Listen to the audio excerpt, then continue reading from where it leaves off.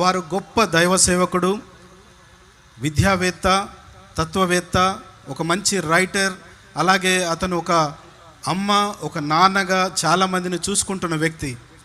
అదే కాకుండా అతను ఎప్పుడు కూడా ఏ చిన్న విషయంలో కూడా ఎవరిని గద్దించిన వ్యక్తి కాదు. చాలా చిరునవ్వుతో అందరితో మాట్లాడే వ్యక్తి. ఈవెన్ మా డిబేట్లో కూడా ఎదురుతున్న వ్యక్తులతో మాట్లాడేటప్పుడు డిబేట్ అయిపోయినాక కూడా చాలా సంతోషంగా వారితో మాట్లాడి టీ తాగి వారిని పంపించేవాళ్ళం.